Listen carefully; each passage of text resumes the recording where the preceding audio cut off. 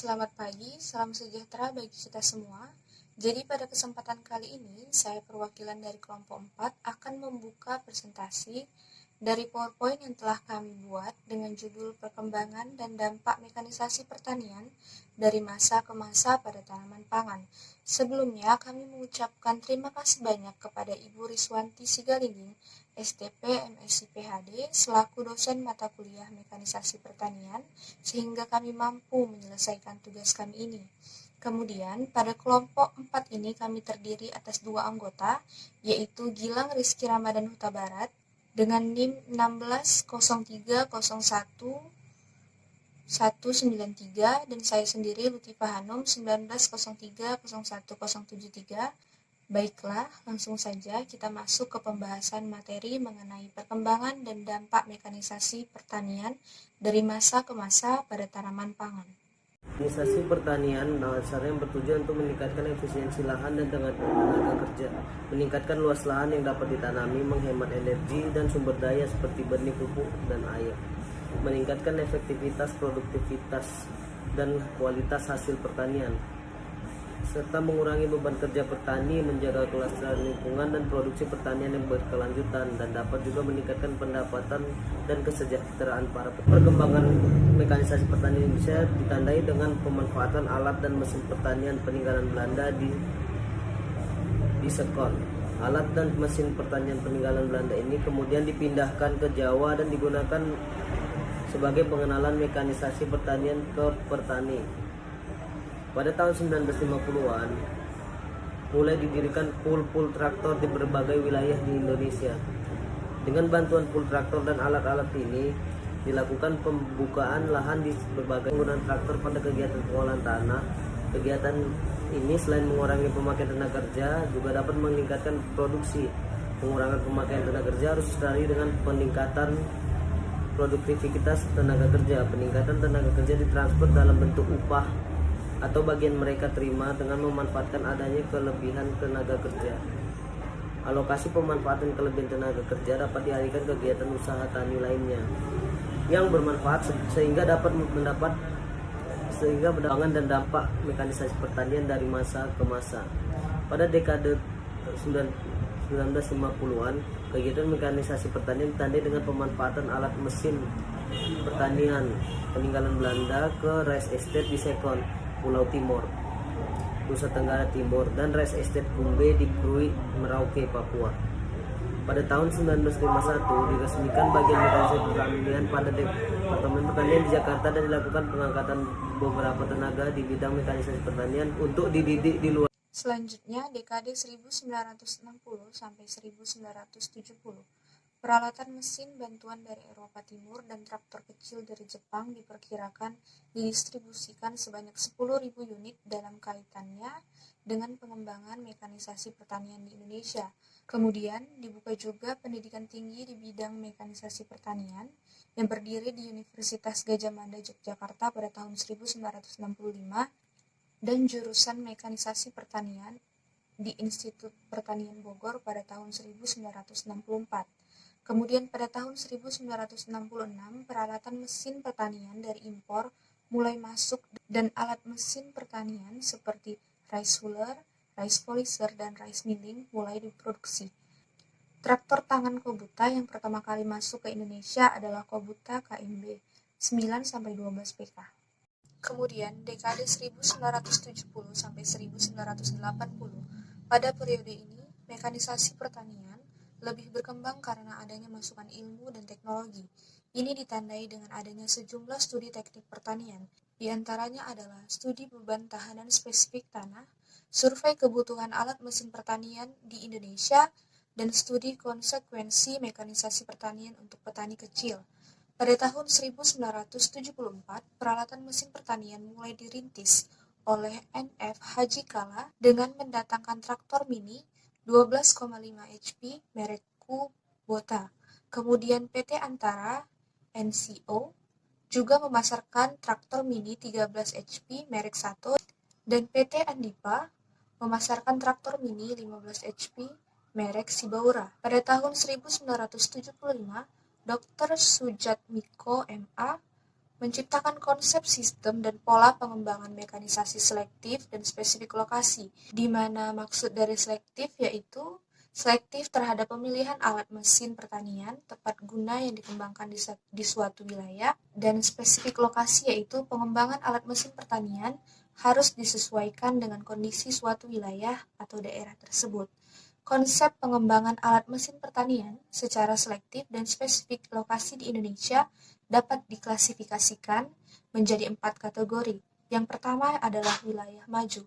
Di wilayah ini, dalam penerapan teknologi alat mesin pertanian adalah layak dari segi teknis, ekonomi, maupun sosial. Ciri-ciri dari wilayah maju yaitu di mana keadaan wilayahnya sesuai dengan persyaratan teknis operasi mesin pertanian yang tepat guna. Kemudian mudah mendapatkan bahan bakar dan pelumas, kesediaan petani untuk membayar ongkos ataupun sewa operasi mesin pertanian minimum setara dengan biaya pokoknya. Kemudian sudah ada beberapa orang petani yang memiliki kemampuan dan juga keterampilan dalam menerapkan dan mengatasi gangguan ataupun kerusakan dari mesin pertanian di lapangan. Kemudian adanya semangat dan motivasi dari petani untuk menggunakan ataupun menerapkan mesin pertanian untuk meningkatkan efisiensi dan produktivitas usahanya. Selanjutnya, adanya bengkel atau pengrajin yang mampu mendukung beroperasinya alat mesin pertanian tepat guna secara tetap bila ada kerusakan. Dan terakhir, sering dipakai untuk percobaan penelitian ataupun mudah menerima introduksi ataupun inovasi teknologi pertanian tepat guna. Kemudian yang kedua adalah wilayah berkembang. Di wilayah ini masih diperlukan waktu akselerasi untuk menjadi wilayah maju dengan melakukan bimbingan teknis dan manajemen secara intensif mengenai penggunaan ataupun penerapan alat mesin pertanian, manajemen usaha, dan penyediaan infrastruktur pertanian seperti jalan usaha tani ataupun kemudahan transportasi dan lainnya. Daerah ini layak secara teknik, ekonomi, maupun sosial, namun masih banyak petani yang lemah dari segi permodalan, sehingga diperlukan adanya skema kredit dari lembaga keuangan ataupun bank yang mudah dan juga berbunga rendah. Yang ketiga yaitu wilayah semi berkembang, di mana merupakan wilayah yang dicirikan dengan terpenuhinya kelayakan dari aspek teknik dan sosial, namun pada aspek ekonominya masih belum layak. Wilayah semacam ini, kalau pengembangan alat mesin pertanian merupakan suatu keharusan, maka diperlukan adanya subsidi ataupun bantuan modal dari pemerintah baik pusat, provinsi, maupun kabupaten dan kota.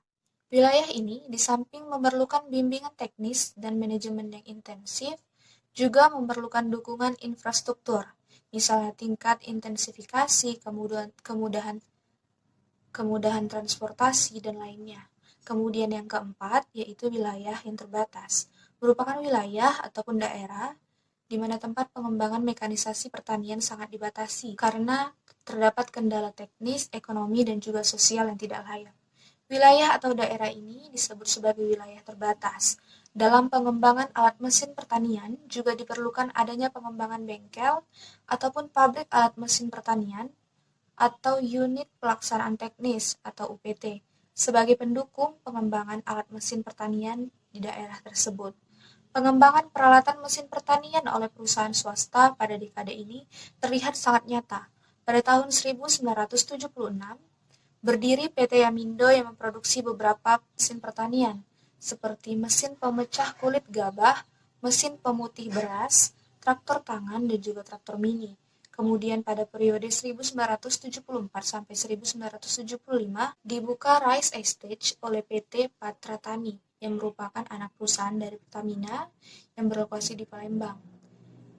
Pada periode penggunaan traktor tangan dan traktor mini buatan Jepang telah berkembang pesat untuk lahan sawah. Selanjutnya, dekade 1980 sampai 1990. Pengembangan mekanisasi pertanian pada awal periode ini diwarnai dengan meningkatnya peran swasta dan makin efektifnya kerjasama antar pihak Departemen Pertanian pusat dan daerah, serta kerjasama antar pemerintah dengan swasta dan pihak lain yang terkait juga semakin kuat. Pada tahun 1981 sampai 1982 dikembangkan mesin perontok padi tipe IRRI yang telah dimodifikasi. pertama kali dibuat oleh bengkel Dragon, yaitu berada di daerah Bukit Tinggi, Sumatera Barat. Di samping itu, petani juga menggunakan traktor tangan, pompa air, dan sprayer untuk membasmi hama penyakit tanaman. Pada tahun 1985, didirikan bengkel di Cihia, Jawa Barat, yang diberi nama dengan Balai Mekanisasi Pertanian sebagai UPT Dinas Pertanian Provinsi Jawa Barat. Kemudian pada tahun 1985, Departemen Pertanian bekerjasama dengan GECA untuk mengembangkan sistem analisis teknik pertanian, menguji dan mengevaluasi mesin pertanian, mendesain dan mengembangkan rekayasa alat mesin pertanian. Selain itu, melaksanakan latihan teknik, fabrikasi, dan konstruksi alat mesin pertanian. Lalu, dekade 1990 sampai tahun 2000. Seleksi atau pemilihan tingkat teknologi merupakan bagian penting dalam adopsi atau penerapan suatu teknologi alsintan. Tingkat kesepadanan dalam seleksi tingkat teknologi yang akan diterapkan akan menentukan tingkat efisiensi, efektivitas, dan keberlanjutan yang mengarah pada gagalnya tujuan penerapan teknologi alsintan tersebut. Seleksi tingkat teknologi tersebut bukan hal yang mudah untuk dilakukan. Dalam penerapan teknologi alsintan, seleksi tingkat teknologi harus didasarkan pada 3 aspek dalam satu kesatuan sistem mekanisasi pertanian, yaitu aspek agrofisik, sosial ekonomi, dan infrastruktur wilayah penerapannya dalam satu kesatuan sistem mekanisasi pertanian, yaitu aspek agrofisik, sosial ekonomi, dan infrastruktur wilayah penerapannya. Peta kesepakatan tingkat teknologi alsintan perlu dibuat untuk lahan sawah potensial di Indonesia yang didasarkan pada 3 aspek tersebut. Peta tersebut dikembangkan berdasarkan hasil studi keteknikan pertanian selama tahun 1986 sampai 2003 serta dukungan dari data hasil penelitian proyek LRIP. Model matriks pemilihan tingkat teknologi alsintan adalah suatu model sistem pendukung pengambilan kebijakan. Model ini dikembangkan untuk membantu pemilihan tingkat teknologi alsintan yang sepadan dengan kondisi wilayah penerapannya, serta rekomendasi sistem pengelolaannya. Berdasarkan model matriks tersebut, selanjutnya dikembangkan peta kesepadanan tingkat teknologi alsintan untuk lahan sawah potensial di Indonesia.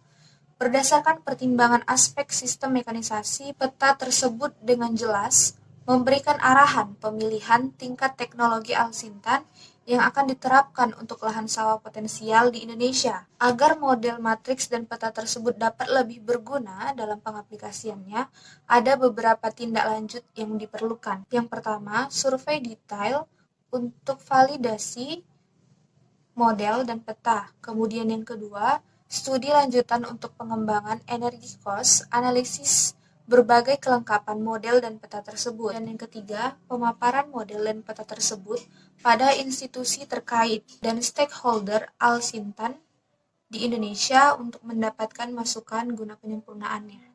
Kemudian pada tahun 2005 telah dihasilkan peta arahan seleksi tingkat teknologi mekanisasi pertanian yang dibuat sebagai panduan bagi pelaku agribisnis dalam hal menentukan jenis teknologi alat dan mesin pertanian yang cocok untuk lahan sawah dan lahan kering. Peta ini sangat berguna bagi dunia usaha yang akan berinvestasi di bidang agribisnis.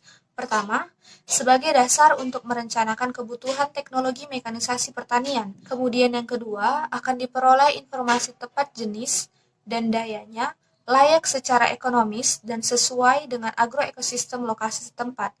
Peta tersaji pada skala 1:1.250.000 juga bermanfaat dalam penyusunan Geography Information System atau GIS bagi pengembangan mekanisasi pertanian untuk lahan sawah dan lahan kering di Indonesia. Pemerintah telah mendorong penerapan alsintan dalam produksi tanaman pangan melalui berbagai skim bantuan alsintan dan pengembangan kelembagaan, khususnya usaha pelayanan jasa alsintan atau UPJA. Database alsintan di Indonesia hingga kini belum tersusun secara sistematik dan belum memberikan gambaran yang jelas akan status dan kondisi serta pemanfaatan alsin. Pemanfaatan traktor dalam pengolahan lahan saat ini berperan penting untuk mempercepat penyiapan lahan, sehingga jadwal tanam sesuai dengan ketersediaan air yang dapat terpenuhi. Keberadaan alsin panen juga sangat dibutuhkan agar waktu panen berikutnya tidak terlambat. Ketersediaan pompa air dapat membantu petani dalam menyiapkan air pada musim tanam sehingga kebutuhan air dapat tercukupi. Pada dasarnya, beragam teknologi alsintan untuk budidaya tanaman pangan khususnya untuk padi sudah banyak dilakukan. Meskipun harus diakui perkembangan pemanfaatannya dalam sistem produksi pangan sangat lamban. Pemilihan jenis dan peralatan alsintan harus disesuaikan dengan kondisi lahan sawah. Apakah termasuk lahan sawah ataukah rawa ataupun pasang surut, dan tanaman yang diusahakan serta sistem budidayanya seperti apa. Mobilisasi alsin ke wilayah lain dapat dilakukan jika terdapat informasi jadwal tanam di wilayah dalam jangkauan alsin tersebut. Badan Litbang Pertanian telah mengeluarkan kalender tanam atau KATAM, di antaranya berisi tentang jadwal tanam berdasarkan prediksi iklim ataupun ketersediaan air di tingkat kecamatan. Data tersebut dapat menjadi bahan masukan untuk prediksi kebutuhan alsin. Berdasarkan kebutuhan tersebut, optimalisasi pemanfaatan alsin dilakukan dengan sistem alsin berpindah pada lokasi terdekat yang mempunyai jadwal tanam yang berbeda. Selain dapat meningkatkan jam kerja, penggunaan alsin juga dapat memenuhi kebutuhan alsin agar proses produksi dapat dilakukan sesuai dengan jadwal ketersediaan air. Sebuah konsep pemetaan dalam bentuk geografis Information System atau GIS yang berbasis Decision Support System atau DSS dikembangkan untuk dapat menampilkan kebutuhan alsin, optimalisasi pemanfaatannya, dan program penunjang keputusan dalam pengembangan mekanisasi di suatu wilayah. Balai Pengembangan Mekanisasi Pertanian pada tahun 2012 telah menghasilkan konsep pemetaan, penentuan perkiraan kebutuhan, dan optimalisasi pemanfaatan alsintan untuk produksi padi di lahan sawah beririgasi teknis di Jawa Timur, Jawa Tengah, Daerah Istimewa Yogyakarta, Banten, dan Jawa Barat. Seperti pada gambar, terdapat alat-alat pertanian tradisional yaitu ruku, garu, arit, garuk, gatul, pacul, dan cangkul, ani-ani, gerejak atau gogotan, dan gosrok.